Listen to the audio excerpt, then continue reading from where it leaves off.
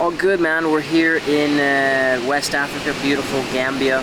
I'm chilling here at the beach and just want to, give you guys some different tips that I've taken away from this past year. Just been reflecting on my past year and things I can do to improve this year. And I want to share with you guys different lessons, 12 lessons that I've learned. And maybe they can help you guys too for the following year for 2023. So yeah, first off is, travel is fun, but when building a business, consistency and routine always wins. I traveled a lot this past year in 2022, and even more so in 2021. 2022 I was a little bit more stable, 8 months without traveling, which was the longest period I've gone without traveling, and I saw a lot of success in my business from that consistency. And it's fun to travel and work, but when it comes down to the routine and having consistency is key. So the biggest takeaway I have from that is try to be as stable as you can. You can travel and work, but it will never be the same as when you are in one place doing the same thing every day. It might be a little bit more boring, but that's where you're going to see that success. And that leads me to number 2, which is do the boring work. So sometimes we just want the easy part, and in reality you got to put in those hours, you got to put in those reps and do the boring work that no one else wants to do. Motivation isn't real, discipline is real. That's a hard truth, but yeah, it's facts. So don't quit early, be consistent, put in the hard work, do your time, and you will see success. It's little by little, day after day. It doesn't come in the first day. So number 3 is you'll see the results with time. Less but more frequent is better than all at once. So that also goes on to my other point, previous point. It takes time. Things take time, especially in business. You're gonna fail a lot. I've failed a lot. I've pivoted a lot, I've killed a lot of businesses and started new ones or new offers, and that's just part of the reality of entrepreneurship and running businesses. So you got to be okay with the long term, and I think a lot of people, they start in business thinking they'll make money in a month or 6 months, whatever it is, but you need to marry business. You need to become an entrepreneur, and that's a long-term game. That's 5, 10 years, 15 years, whatever it is, plus. So you need to be okay with being that person and being that business, essentially. Number 4 is addition by subtraction. The simpler your life is, the less stress and more focus you'll have. I'm very, very relentless with that. I'm a minimalist. I'm constantly trying to have less things. I'm still not where I want to be as far as the things I have. I always say own less, do more. But I'm a lot closer than I am 4 or 5 years ago. And living on a sailboat helps a lot. I don't have a lot of space, so I have to be very very conscious about what I have and make sure everything has double uses. But even from traveling, traveling light with 1 or 2 bags, to just living your day-to-day life, having a few clothes that are important pieces, that makes a difference. Your mind is cleaner, you have less choices to make each day, and in turn you have more attention to go towards those important decisions that you need to make, or those business problems you need to solve. So number 5 goes along with number 4. Focus is a superpower. Safeguard it and value your time. So not just things you own, but also what you spend your time on, whether it's scrolling TikTok, watching Netflix, just being idle with your time. If you took a camera and filmed everything that you do throughout the day, how much of that time would be wasted on meaningless things? It's crazy. Even myself, I'm always questioning, is this actually going to make a difference? Am I being productive, or am I just wasting time? And there are times to maybe relax a little bit, have some entertainment, but for the most part, a lot of time is wasted. And one thing I've done to safeguard that is I don't look at my phone or any messages until 1 p.m. So that way, those morning hours are sacred for me. I'm able to meditate, I'm able to work out, I'm able to, make sure I'm eating right and get right into my deep focus. My first 4 hours of the day is deep focus work, no distractions, early before everyone wakes up, before people are bombarding my phone with messages. And that's one thing I've done to really safeguard that focus. And I hope to continue doing that with other things throughout this next year. Number 6, default answer is always no. Say no more. You can always go back and say yes later. So for me, I'm a yes man. I've always been kind of a yes man. I want to help as many people as I can. And the past 2 years, but really this past year, learning how to say no more has been revolutionary. I think I forget who I first heard this from, but kind of adopted that principle where, when you're asked to do a task, just say no. Say no right away, then you don't have to think. Don't waste brain power on it. And you can always go back. You can always go back and say yes if your mind changes later the next day and you think you can do it. But starting off, say no. Say no more. And you will have more time. You'll prioritize what needs to be done first. And it's just a better way to live. So say no more. You can always go back and say yes. Number 7, meditate, fast, and pray more. This has been a huge part of my life this past year is meditation and prayer. I try to meditate at least 10 to 20 minutes a day. And the days that I don't meditate or pray, I notice a difference. My focus is all over the place. I am distracted easily. And I've noticed, with meditation, you are more focused. So it goes in hand with that other point I had. But meditation is key, and I want to make sure I keep that in my life and continue doing that. And I recommend it to anyone else out there who is a little bit scattered-brained or just having a lot of thoughts in your head. Take a few moments throughout the day, meditate, just sit, focus on your breath, focus on your thoughts, focus on your mind. And the first few weeks, the first week or two, it is a little bit scary to be alone with your thoughts. But once you're able to master them, it's a beautiful, beautiful thing. And I spend a lot of time alone personally, and it's where I find a lot of my motivation and inspiration is from being alone.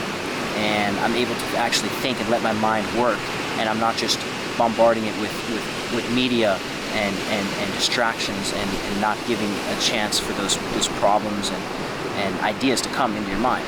And that's when you'll have those epiphanies and enlightenments where it will maybe change your life, and maybe it will change the trajectory of a business idea or a relationship you have. So taking that time alone, meditating, praying, super big thing for me, and hope to do it more in 2023. Number 8, get more mentors and surround yourself with people who are better than you and have won more than you. This I just started doing recently, reaching out to people that are ahead of me in the game, getting some mentors. I got a life coach at the end of last year, end of 2022 in the fall, and noticed huge differences just from week by week goals and priorities, having someone to keep me accountable on my goals, and it was a huge ROI for me, especially in business too. So yeah, if you have the means, a life coach is great. If you can't necessarily get a life coach just yet, get get someone that can mentor you, or at least check in with you, keep you accountable, keep you on track, and make sure that you're doing what you say you're going to do, right? So yeah, mentorship, life coach, huge for me this past year. Number 9, prioritize family and friend time and balance energy-filling and energy-draining activities. So what I mean by that is basically, family and friend time is important. Sometimes for me, I'm often caught up in just doing business and not balancing that.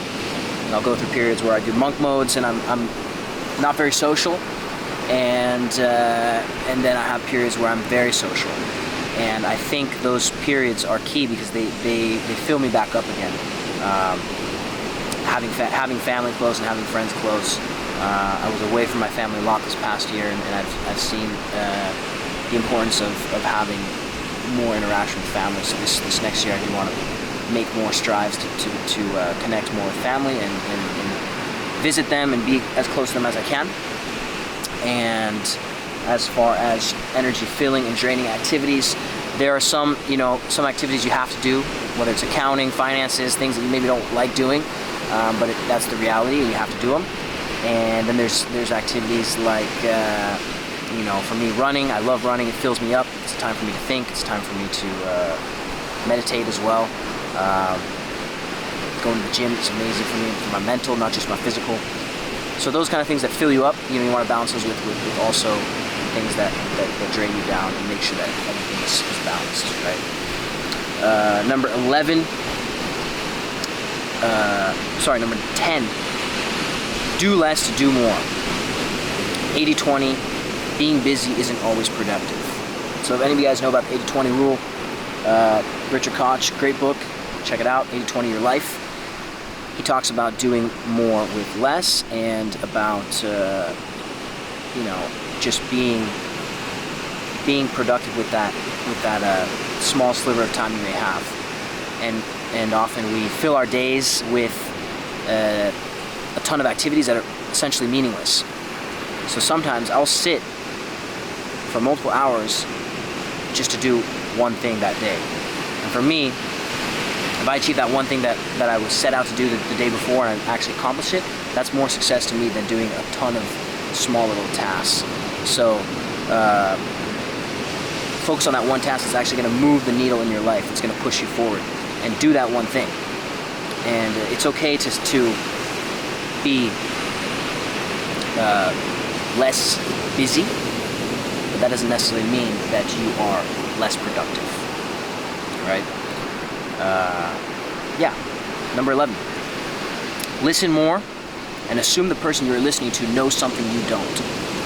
People will notice humility and respect you more, and be more willing to then hear what you have to say. So this is huge for me, especially in conversation, at dinners, when you're first meeting someone new. Assume that they know more than you. Be humble always. Sometimes when you start having success in business or in life, you get a little cocky, and you got to knock yourself down a little bit sometimes, and realize you may know some things about some certain subjects, but there are others that know other things, right? And everyone has something that they're an expert at. So everyone has value to give. And so be open to that. Be open to hearing that. Starve your ego, feed your soul. Okay, be more open. Don't be so cocky. And I see this a lot of times in business and entrepreneurship. Guys making money online, they get very cocky once they start making money, and they think they know it all. But you're still young, man. You're still in your 20s. You're still in your 30s.